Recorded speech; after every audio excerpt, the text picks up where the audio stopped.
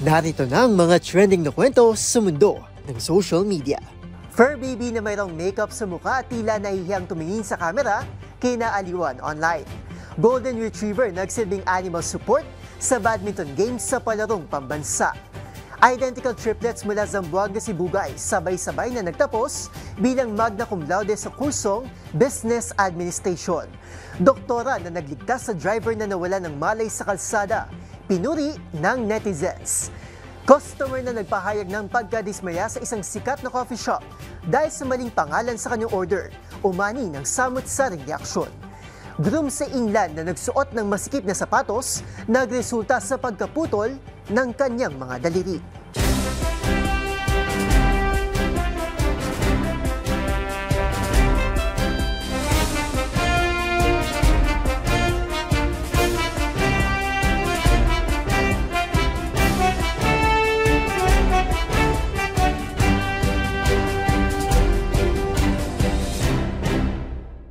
Iba't ibang mga nagva-viral na kwento na naman ang ating pag-uusapan. Mga trending sa social media na tiyak hindi lang nakakaaliw, kundi maring kapulutan din ng aral at kung minsan ay makabagbag damdamin din. Kasama ang buong pwersa ng DZRH TV, ito ang TNVS, Trending and Viral Show. Nakahandang kumpletuhin ang buong kwento. Masaya, malungkot o isyong pambayan man yan, sagot na namin ang inyong tanghalian. Ako po ang inyong lingkod, Arnold Herrera ng DZRH TV, una sa Pilipinas, una sa Pilipino.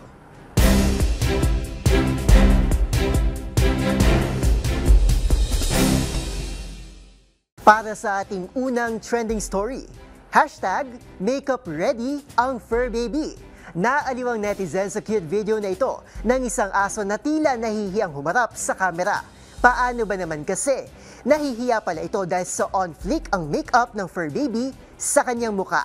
Ang cute na tagpong yan, panoorin sa trending report ni Rovic Manuel. Kinaaliwan online ang posted video na ito sa Facebook kung saan makikita ang isang lalaking aso na tila nahihiyang humarap sa kamera. Ang aso kasi mayroon palang makeup sa muka. Ayon sa caption ng video ng uploader na si Myla, lalaki kasi ako, kung kaya makikita ang pagyuko ng aso na si Moy at pagsiksik sa kanyang hita dahil umano sa hiya nito dahil sa kanyang kilay on flick with matching red cheeks at eyeshadow pa. Kwento ni Myla, hindi niya alaga ang asong si Moy at naging close lang umano sila dahil madalas niya itong dalawin sa animal clinic kung saan nakatira si Moy. Dito kasi anya sa animal clinic na to nagdadala ng mga nare-rescue na hayop si Myla. Dagdag pa ng uploader, naisipan lang daw niyang lagyan ng makeup si Moy dahil mukha raw itong nanguhusga at anya, game na game naman daw ito. Sa isang post naman na ito ng naturang veterinary clinic, makikitang dahil sa nag-viral ng video ni Moy ay nakasweldo umano ito at nakabili pa ng dog foods. Dagdag pa ng vet clinic, sanay naman daw si Moy sa ganitong good vibes na trip na ganon din ani ang hatid dito sa mga kliyente na bumabalik at bumibisita sa clinic na binibigyan din siya ng dog food at treats. Para sa DZRH TV, ito si Rovic Manuel, una sa Pilipinas, una sa Pilipino.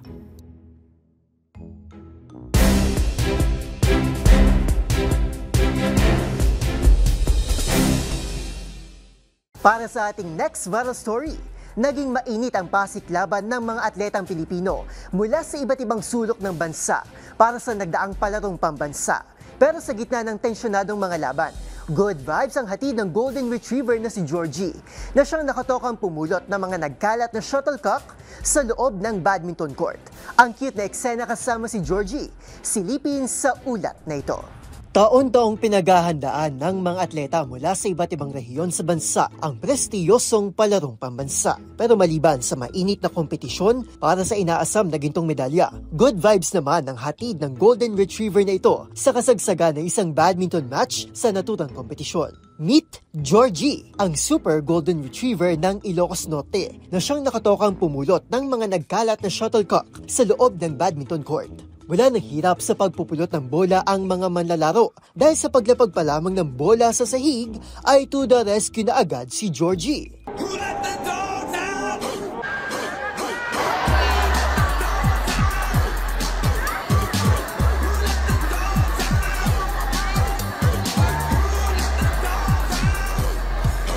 Sa videong ito, makikitang maligalig pa itong nagpasirko-sirko sa loob ng court habang bitbit ang bola sa kanyang bibig. Eksenang naghatid good vibes hindi lang sa mga manonood sa loob ng court, kundi maging sa mga netizen. Komento ng netizen na si Brian, bigyan na raw ng raketa si Georgie at mukhang gusto nitong maglaro. Kitang-kita raw na masaya ito sa paraan pa lamang ng pagtakbo nito. Pabirong tanong pa ng netizen na si Jeffony, bakit daw walang sapatos na suot ang fur baby? Taon-taong inoorganisa ng Department of Education ang palarong pambansa kung saan nagsasama-sama ang mga pinakamahuhusay na student athletes mula sa iba't ibang panig ng bansa. Para sa DZRH TV, ito si Arnold Herrera. Una sa Pilipinas, una sa Pilipino.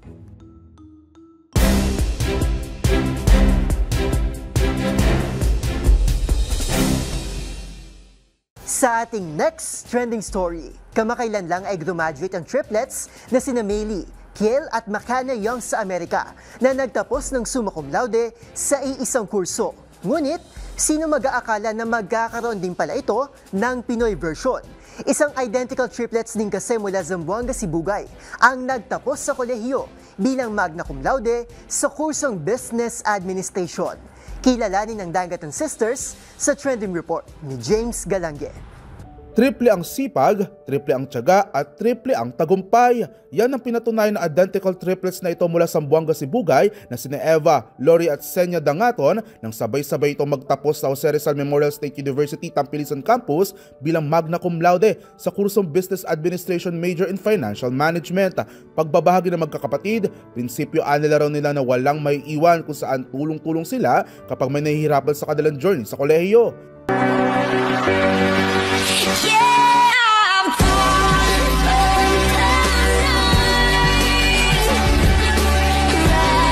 Ayon kay Lori, mula bata pa raw kasi ay naging built-in best friends na sila, kaya ganun na lamang din ang closest na nabuo nila hanggang sa pagtanda.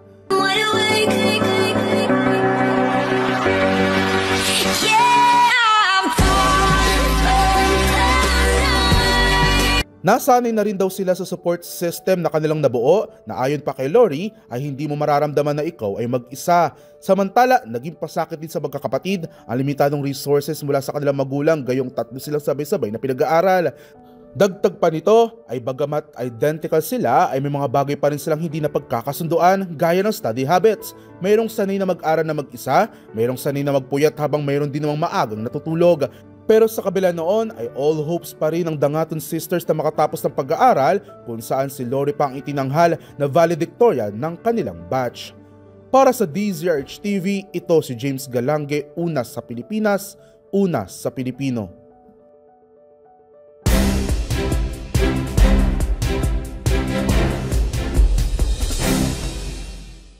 Sa ating sunod na istorya, hindi lang sa ospital nagliligtas ng buhay ang mga doktor, kung minsan ay sa gitna pa ng kalsada.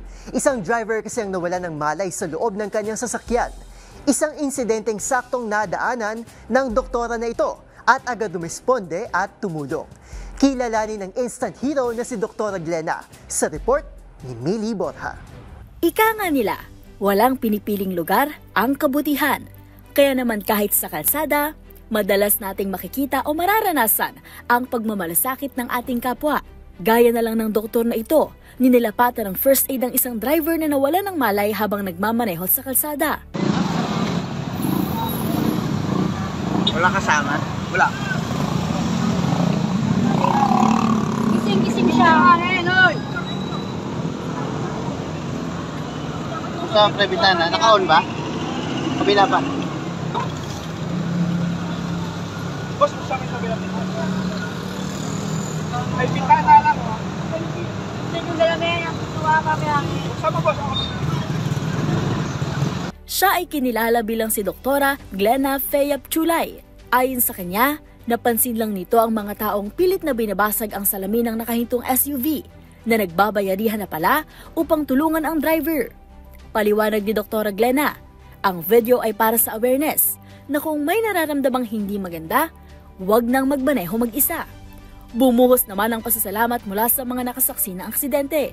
Ang post, umabot na sa 5,000 reactions at 1.3 million views.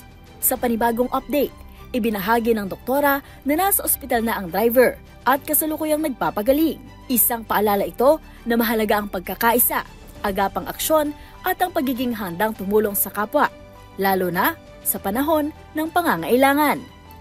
Para sa DZRH TV, ito si Mili Borja, una sa Pilipinas, una sa Pilipino.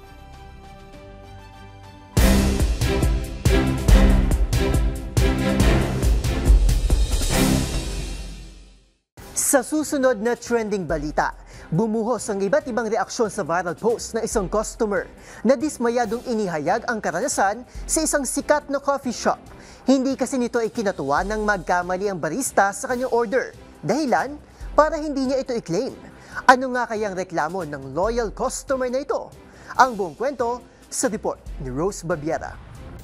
Viral ngayon ang isang Facebook post ng isang customer na nagpahayag ng kanyang pagkadismaya sa isang sikat na coffee shop dahil sa maling pangalan na nilagay sa kanyang cup matapos niya umanong malinaw na itama at sabihin ang spelling nito sa barista. Sa nasabing post ng nagngangalang JP, binanggit nito na siya ay maituturing na loyal customer ng coffee house. Ito raw ang kanyang go-to place kung saan siya nagre-relax, nagbabasa at nagtatrabaho habang nagkakape. Ngunit, dumating ang araw, ang unang pagkakataon na umalis siya sa coffee shop na dismayado. Kwento kasi niya, ng oras na niyang umorder. Matapos sabihin ang mga nais bilhin gaya ng nakasanayan, tinanong ng barista ang pangalan niya na ilalagay sa cup. Sinabi niya ito, ngunit matapos magsulat ang staff sa counter, nakita niya raw na Jade ang nakasulat at hindi ang pangalang JP. Kaya naman kinuha niya ang atensyon ng barista upang itama ito at malinaw na iniisa-isa pa ang spelling ng pangalan, J para sa Juliet at P kagaya ng Papa Anya. Ngunit, matapos ang ilang minuto habang inaantay ang order, narinig ni JP ang isang tawag mula sa isang barista na sinisigaw ang mga letrang JC na may kapareho niyang order. Una, naisip ng binata na kaparehas lang niya ito ng hilig na kape. Ngunit maya-maya, dinagdag pa nito ang pastry na siya ring order niya. Dito na napagtanto ni JP na siya ang tinutukoy at tinatawag ng barista na JC. Nakaramdam siya ng pagkadismaya mula rito at walang atubili. Umalis na lamang ang binata na hindi kiniklaim ang kanyang order.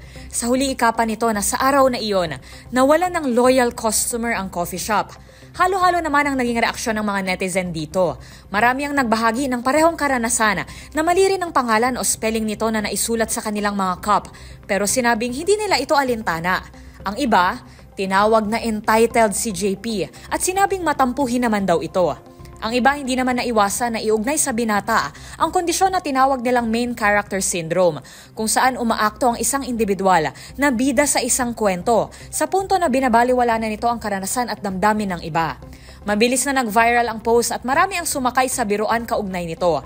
Pati ang sikat na ride-hailing app na Angkas nakisakay sa mga sarkastikong banat ukol dito. Gayon din ang Supermall SM Cinema pati ang Boss Coffee na may mga pahaging din ukol sa usapin. Si JP, una ay deadma pa sa mga bashers ngunit hindi rin pinalampas ang mga post ukol sa kanya. Kasabay ng panawagan na may hangganan dapat ang pagka-cloud chase o iyong pagsakay sa mga trend kagaya nito. Para sa DZRH TV, ito si Rose Babiera. Una sa Pilipinas, una sa Pilipino.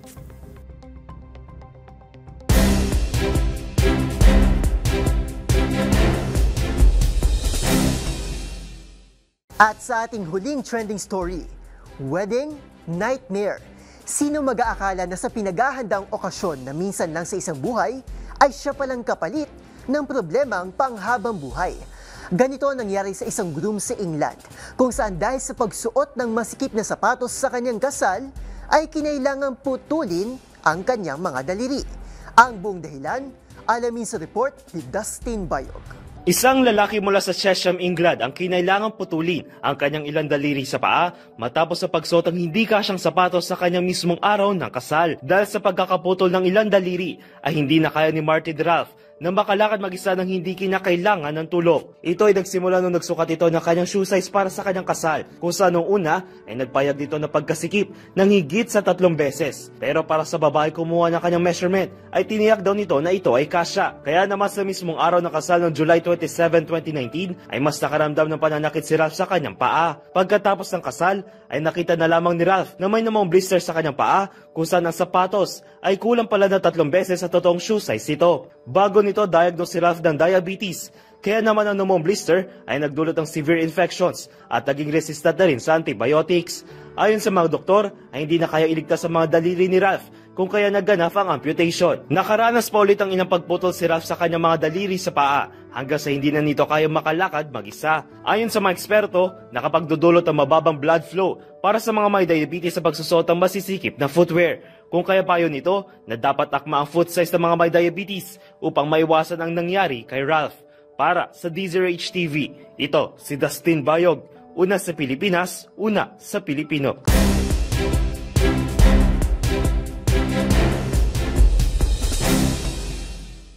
At yan ang mga kwentong kinagiliwan, pinusuan at gumawa ng ingay sa social media. Kung meron din kayo mga katulad na istorya, i-share nyo na yan sa ating comment section o di naman kaya ay itag nyo kami sa TikTok at DZRH News. Magkita-kita tayo muli bukas para muling himayin, tuklasin at buuin ng mga detalye para kapag nakita mo ang viral video na may nag-share, ikaw na mismo ang magdaragdag ng mga impormasyong nalaman mo sa TNVS, Trending and Viral Show. Mula sa kauna-unahan sa Pilipinas, DZRH, ako po si Arnold Herrera. Una sa Pilipinas, una sa Pilipino.